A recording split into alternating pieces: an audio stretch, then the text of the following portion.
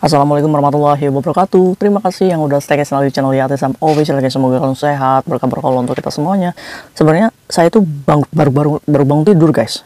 Ternyata saya lihat jam itu jam 1 kurang ya guys ya. Jam 1 malam kurang ini. Mungkin subuh ini ya. Lapar. Jadi saya punya ini apa namanya, punya ubi ya guys ya. Punya singkong. Breakfast. Gimana nih kabar kalian? Semoga sehat ya guys ya. Selalu dalam lindungan Allah, amin. Yampuy, ngopi.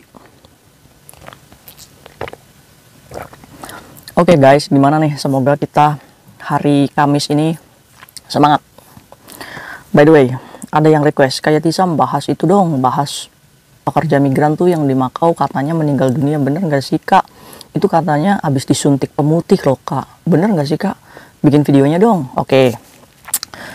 Karena Makau itu kan masih daratan Cina ya guys ya, masih tetanggaan sama Hong Kong gitu ya guys ya. Dan juga apa namanya, suntik pemutih ini sebenarnya kayak Tisam udah bahas ya guys ya di video kayak Tisam. Barangkali mau lihat ya silahkan tinggal di scroll aja.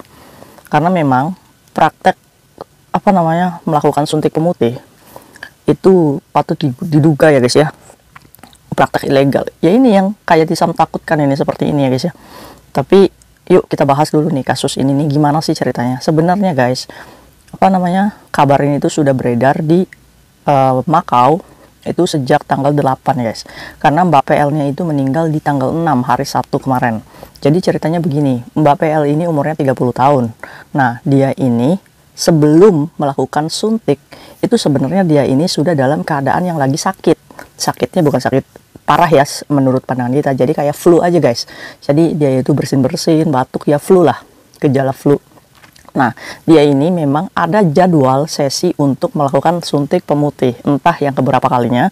Di sini nggak dijelasin, tapi dia ini memang lagi program melakukan suntik pemutih kepada pekerja Indonesia juga, guys. Jadi Mbak Indonesianya nih, namanya di sini Mbak E ya guys ya.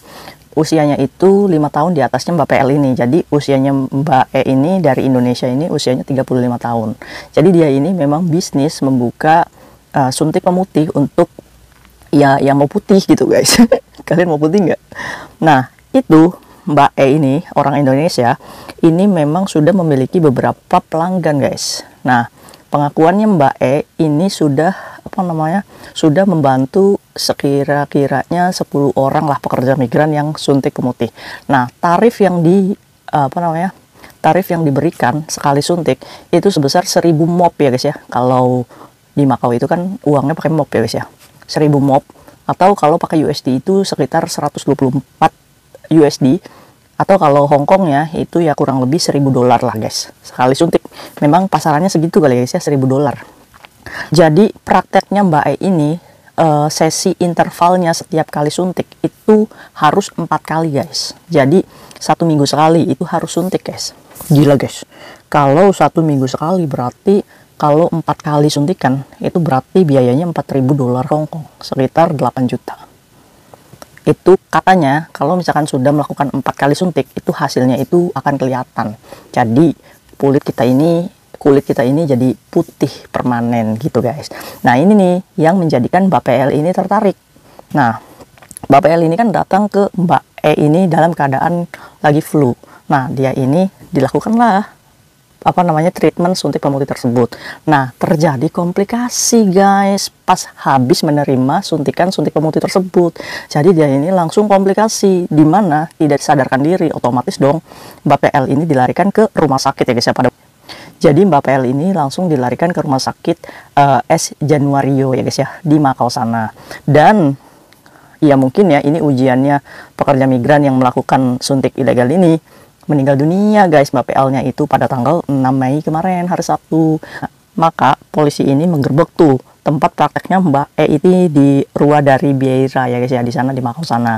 Nah dali-dali pas digerebek di flatnya itu memang ditemukan barang bukti, ada beberapa infus pemutih ya guys ya di rumahnya itu ada beberapa jarum suntik banyak, terus alat-alat yang digunakan yang diduga untuk melakukan praktek ilegal.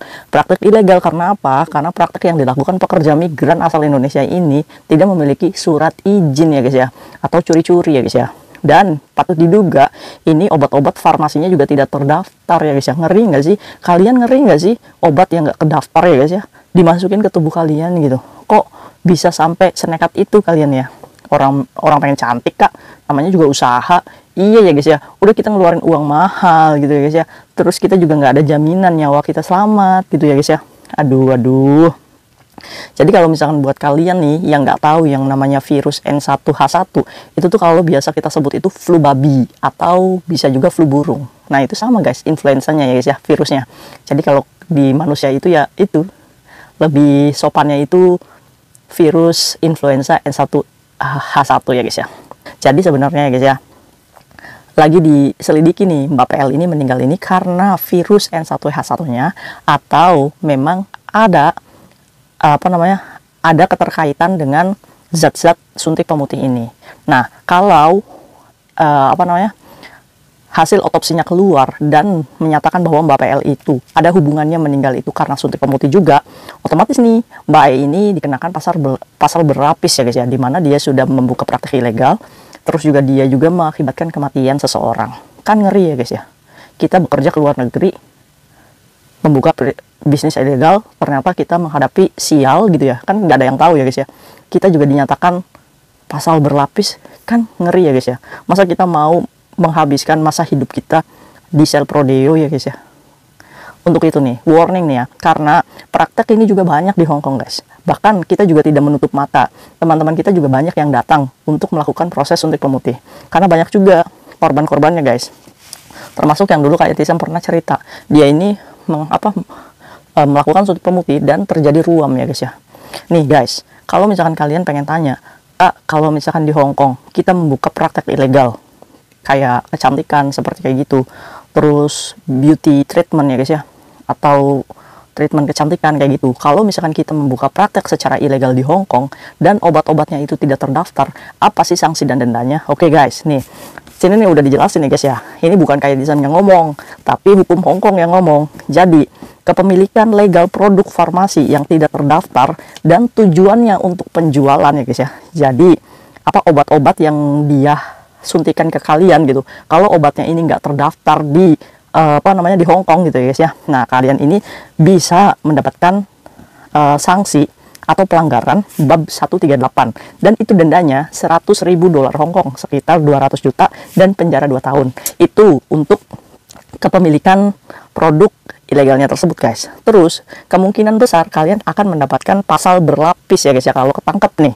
karena yang kedua ini juga bisa dituntut atas kepemilikan antibiotik secara ilegal. Kan biasanya kalau misalkan kita suntik-suntik kayak gitu kan pasti ada antibiotiknya ya guys ya. Kalaupun itu tidak terdaftar dan ilegal, itu dendanya 30.000 guys. Yang pertama kan 100.000. Nah, yang keduanya 30.000. 30.000 berarti 130.000 tuh, dan penjaranya 12 bulan. Yang ketiga nih, ini yang terakhir nih yang memberatkan kalian. Praktek pengobatan ilegal merupakan pelanggaran di bawah ordonasi registrasi medis bab 161. Hukuman dendanya itu 100.000 dolar Hong Kong dan penjara 3 tahun. Itu guys kalau di Hong Kong. Jadi kalian membuka praktek ilegal di Hong Kong itu dendanya 100.000 dolar Hong Kong, sekitar 200 juta, dan penjara 3 tahun. Makanya kalian jangan main-main.